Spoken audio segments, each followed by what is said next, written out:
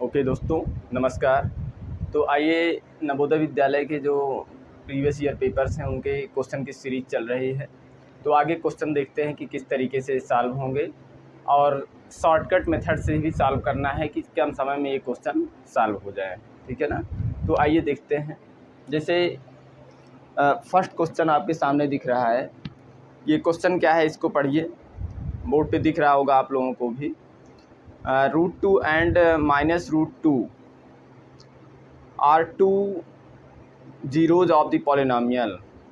2 zeros दिए गए हैं इस पॉलिनॉमियल के और इसका अदर जीरोज़ फाइंड करना है। तो ये कितने डिग्री का पॉलिनॉमियल है, सबसे पहले देखिए।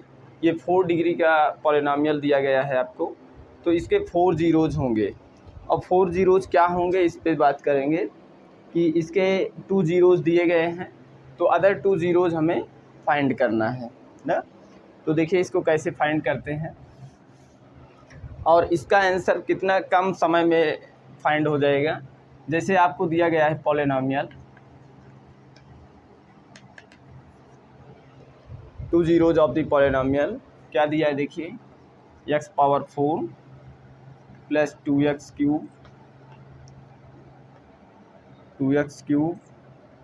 माइनस 17x² और -4x प्लस 30। ये 4 डिग्री का पॉलिनॉमियल आपको दिया है और इसके 2 जीरोज़ दिए गए हैं। 2 जीरोज़ कौन से दिए गए हैं? अल्फ़ा इक्वल दिया गया है माइनस अल्फ़ा इक्वल √2 है और बीटा इक्वल -√2 है। देखिए ये 2 जीरोज़ दिए गए हैं। तो अगर 4 डिग्री का पॉलिनॉमियल है तो कितने जीरोज़ होंगे? 4 होंगे। 2 दिया गया है तो और 2 आपको फाइंड करना है। तो इसे एकदम कम से कम समय में देखिए कैसे सॉल्व करेंगे कि एकदम शॉर्ट ट्रिक से 1 सेकंड के अंदर आंसर कैसे आएगा। तो जैसे सम ऑफ जीरोज़ कितना होता है, अगर 4 डिग्री का पॉलिनॉमियल है इसके 4 जीरोज़ होंगे, अल्फ़ा बीटा गामा डेल्टा। तो alpha plus beta plus gamma plus delta equal formula क्या होता है, -b/a। तो -2 और a क्या है, x⁴ का कोफिशिएंट 1 है, इक्वल -2 आ गया। तो इसके 2 जीरोज़ देखिए कौन दिए गए हैं, √2 और प्लस बीटा की जगह क्या लिखेंगे, -√2। तो ये -√2 हो गया और इन 2 जीरोज़ को ऐसे लिख दीजिए, इक्वल देखिए ये कैंसिल आउट हो गए। तो गामा प्लस डेल्टा इक्वल क्या आ गया, -2 आ गया ना। तो अल्फ़ा गामा प्लस डेल्टा की वैल्यू -2 आ गई। तो अब आंसर में देखिए कि कौन सा ऐसा आंसर है जिसको 2 को सम करने पे -2 आ जाए। जैसे 5 और -3 है। ए पार्ट क्या दिख रहा है देखिए, 5 और -2, 5 और -3 है। इसको अगर सम करोगे 2 आएगा ना, -2 नहीं मिला। इसके बाद बी ऑप्शन देखिए क्या दिख रहा है बोर्ड पे, -5 और -3 है, सम करोगे तो -8 आ जाएगा। सी ऑप्शन देखिए एकदम सही है। सी ऑप्शन क्या दिया है, -5 और 3 दिया है। तो ये हो गया क्या, गामा हो गया, ये हो गया क्या, डेल्टा हो गया। इन दोनों को ऐड कीजिए, -5 + 3 इक्वल देखिए -2 आ गया। तो सी ऑप्शन से अगर ये सेटिस्फाइड हो रहा है तो इसका आंसर क्या हो जाएगा, -5, 3 हो जाएगा। तो देखिए आपको ज़्यादा परेशानी नहीं होनी पड़ी, बिल्कुल आपने ज़्यादा लॉन्ग मेथड नहीं किया, एकदम आसान तरीके से हमने इसको सॉल्व कर लिया बाई ऑप्शन ने। ऑप्शन के थ्रू इसका आंसर फाइंड हो गया। तो चलिए ठीक है, इसी तरीके से सीखिए, ये बहुत ही अच्छा मेथड है। चलिए नेक्स्ट क्वेश्चन देखते हैं। क्वेश्चन नंबर 12 क्या है, zeros of the quadratic polynomial are. ये क्वाड्रेटिक पॉलिनॉमियल है और इसके जीरोज़ पूछे गए हैं। तो क्वाड्रेटिक है तो कितने जीरोज़ होंगे, 2 होंगे। तो इन्हीं को फाइंड करना है कि कौन कौन से होंगे।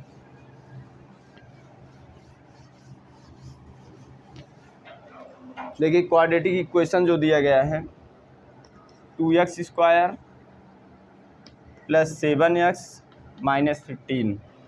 तो A B C D 4 option आपको दिख रहे हैं ना। तो इसके जीरोज़ कौन से होंगे, अगर सपोज करिए अल्फ़ा प्लस बीटा इक्वल क्या होता है, -b/a। इसमें A ये होगा, B और C। तो ये सब चीज़ें ABC हमको दिख रही हैं। और alpha plus beta equal formula क्या होता है, -b/a। तो B क्या है, 7, तो -7/2 हो जाएगा। तो अब इन 4 ऑप्शन में से देखिए कौन सा ऐसा ऑप्शन है जिसमें कि दोनों रूट्स को सम करने पे -7/2 आ जाए। तो देखिए आइए इसको चेक करते हैं। जैसे -3 और -5, अगर इसको ऐड करोगे तो -7/2 नहीं आएगा ना, ये बिल्कुल नहीं है आंसर। नेक्स्ट क्वेश्चन देखिए 3/2 और -5 ले लीजिए, इसको सॉल्व करिए। 5 2 ज़ा 10, 3 -10/2 इक्वल -7/2 हो जाएगा। ये ऑप्शन बिल्कुल राइट है ना, D option is correct, D option हो गया।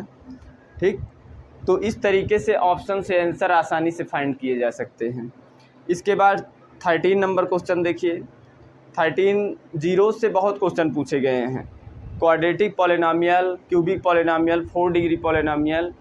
तो ये बहुत ही इम्पॉर्टेंट टॉपिक है, नवोदय विद्यालय का प्रीवियस ईयर पेपर आप कर रहे हैं। तो देखिए क्या है 13 number question.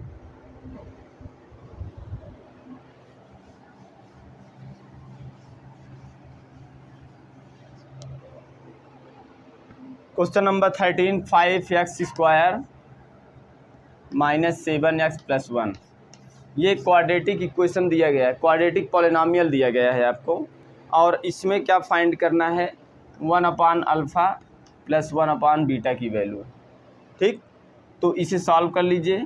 Alpha beta LCM हो जाएगा, अल्फ़ा बीटा एलसीएम, तो alpha plus beta, alpha plus beta equal क्या होता है -b/a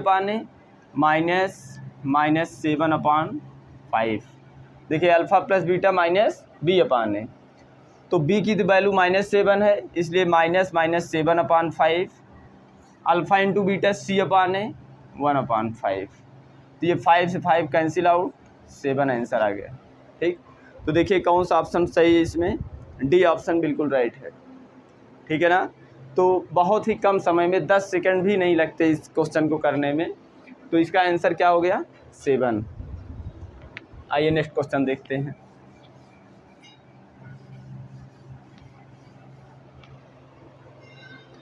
देखिए मैट्रिक्स दी गई है, question number 14, x - y z 2x - y और w इक्वल -1 4 0 और 5। ये दो मैट्रिक्स दी गई है और आपको इसमें फाइंड करना है x + y की वैल्यू। x + y इक्वल क्या होगी। देखिए कितने इजी क्वेश्चन पूछे गए हैं, x + y फाइंड करना है। तो देखिए दोस्तों, अगर दो मैट्रिक्स हैं, 2 मैट्रिक्स दी गई हैं, ये फर्स्ट मैट्रिक्स ये सेकंड, और इक्वल का साइन है।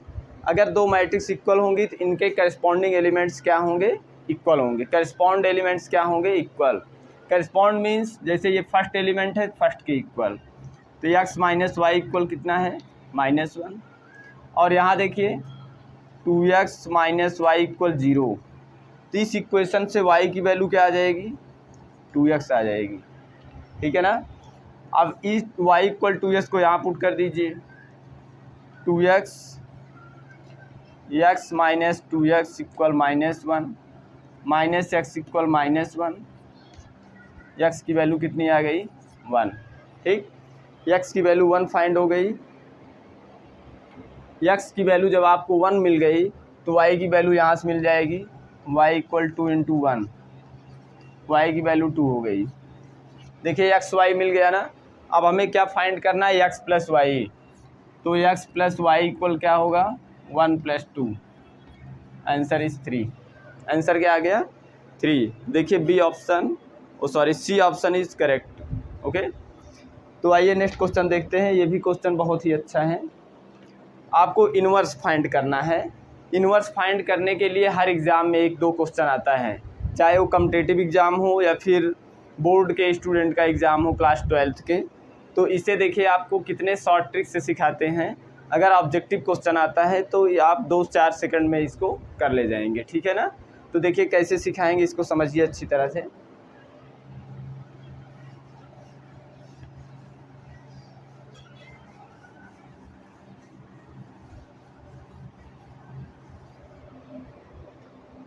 देखिएगा, द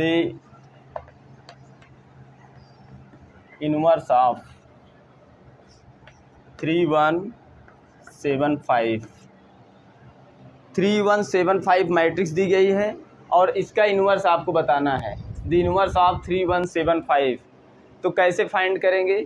तो सभी स्टूडेंट ये जानते हैं फार्मूला, जैसे ए इक्वल ये मैट्रिक्स हो गया तो inverse of A equal adjoint A upon determinant of A, ये सब लोग जानते हैं। इसी मेथड को अप्लाई करेंगे ना। लेकिन जैसे ऑब्जेक्टिव क्वेश्चन आ जाए तो इसको करने में अगर इस तरह मेथड अप्लाई करोगे कम से कम 2 से 3 मिनट लगेगा ना। लेकिन एग्ज़ाम में आपको 10 सेकंड में करने हैं, 1 सेकंड में करना है, बहुत जल्दी से जल्दी क्वेश्चन करने हैं। तो देखिए इसको ऑपरेट करोगे तो बहुत समय लगेगा ना। तो अगर 2x2 की मैट्रिक्स है, जो मेथड बताने चल रहे हैं ये केवल 2x2 मैट्रिक्स के लिए है। तो कैसे करोगे इसको देख लीजिए। ए इन्वर्स फाइंड करना है तो एडजॉइंट ए कैसे फाइंड करते हैं? एडजॉइंट ए 2x2 मैट्रिक्स में क्या करेंगे, इन दो एलिमेंट्स को इंटरचेंज कर देंगे। जो मेन डायगोनल्स हैं इनको इंटरचेंज कर देंगे। कैसे? 5 और ये 3, और जो सब डायगोनल बचे हैं इनके साइन को चेंज कर देंगे। अगर ये प्लस हैं तो माइनस कर देंगे, -1 -7। और डिटर्मिनेंट ऑफ ए क्या फाइंड होगा?